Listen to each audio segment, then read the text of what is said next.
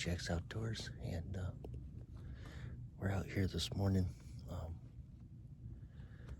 doing a little squirrel hunt using the Gamo Swarm Whisper 10X.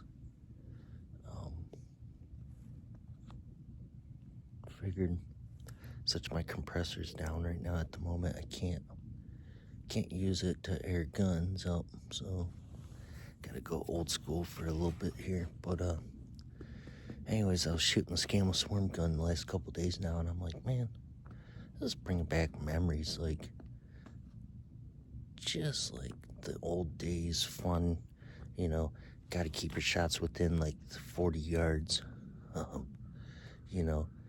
I started out with this gun, and before I got into PCPs, and then I got spoiled with them and able to whack squirrels out to 50, 60 yards. But people that start out with PCPs, they don't recognize or realize that, they're posting stuff like that on Facebook and saying, I shot that squirrel at such and such distance. And the people that are using brake barrels are like, I can't shoot that far, So I was kind of on that bandwagon too with the PCPs where, like my recent squirrel at 55 yards, I would have never shot that with a brake barrel. So anyways, we got a big snowstorm coming in later today. So what we're going to do is we're going to sit here this morning, dead calm, quiet. Gamo Swarm Whisper. So yeah, I shot it yesterday, and got it sighted in at 30 yards. And we're basically putting them in within like, a half-inch group. I haven't really measured, but I would say under an inch group at 20 yards, 30, 50 yards. I'm not gonna shoot at 50. So yeah, sit back. We got most of the shots in the morning back here, usually right around like 20, 25 yards. So I'm kind of hoping that's gonna happen this morning. So, and then later tonight we got some snowstorms coming in. So, anyways, guys, stay tuned and hopefully we get one. Okay, guys, welcome back to AGEX'S Outdoors, and we been in a struggle last couple days now with the Gamo Swarm Whisper. We had it sighted in for 35 yards, and then next day I went to go pull it out to just shoot, and it was like way off. Like 6-7 inches high at 35 yards, and I just zeroed it in the day before, and we took it out hunting that evening. We didn't see any squirrels, but so we couldn't, we didn't shoot anything with it. But anyways, so I was like, okay, something's going on here. So I re-zeroed it in.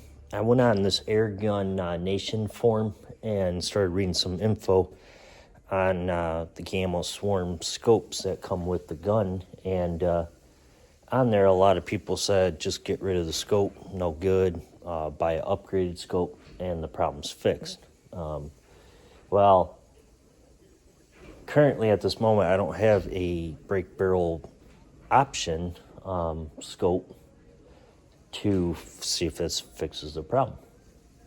So, as you guys all know, brake barrels, they're really hold sensitive on how you hold it. But anyways, I was using a pair of shooting sticks, such as these right here, and started shooting. Well, got it sight back in off of that.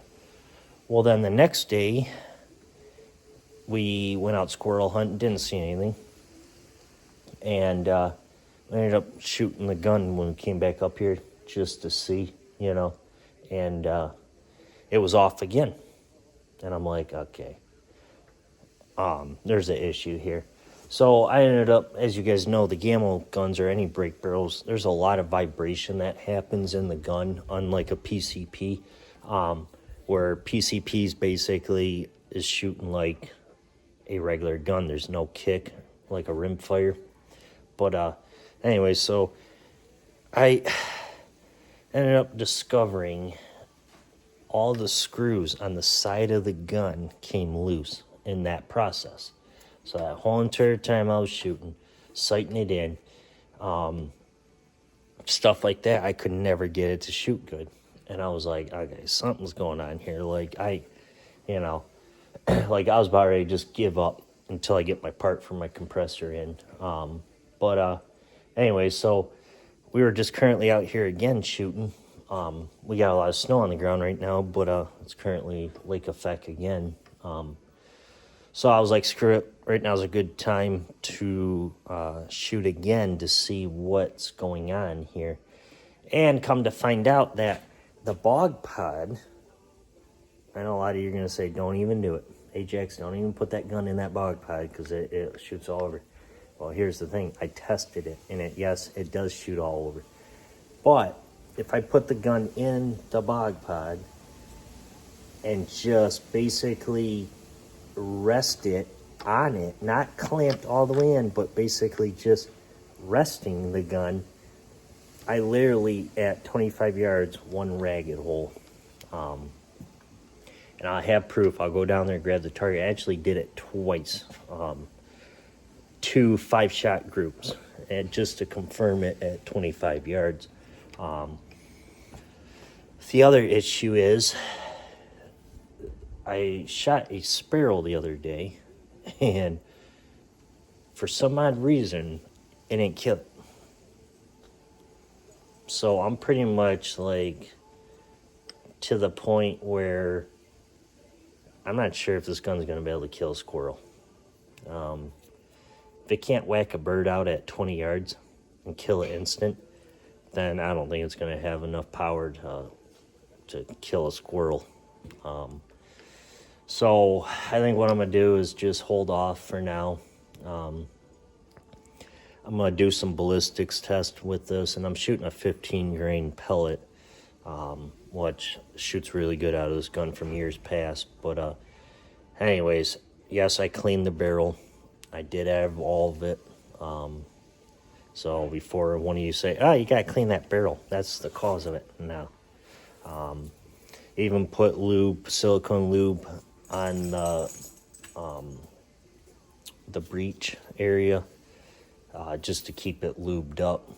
So that's not the cause of it. So hit me up down below, guys. Let me know if you guys ever had issues with Gamo Swarm guns. Like, I know many years ago I used to use these Gamo Swarm guns, but I don't ever recall it not powerful enough to to whack a bird out of a tree and kill it instant. Like, I had to go chase a sparrow about 50, 75 yards and run after it and to shoot it. Now, the other day I did whack 2 rabbits with it, but it took like 5 shots, and they were headshots, so that was only 10 yards away. So comment down below, guys. Let me know what you guys think is going on here with this Gamo gun. But I'm going to take you guys down there and show you guys what the Gamo Swarm gun does off the bog pod, not clamped in, just kind of sitting in it. And I'll show you guys both groups. Thanks, guys. Okay, as you guys can see here, here's the first 5-shot group, no flyers. And then, as you can see, from every day we've been kind of shooting at this same target, but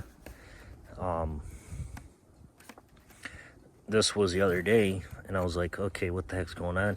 Then we started moving it over, and then it started shooting over here, and that's terrible. And it just started shooting there, and then today, off the bog pod, there's a 5-shot group and a 5-shot group. So that's it, guys.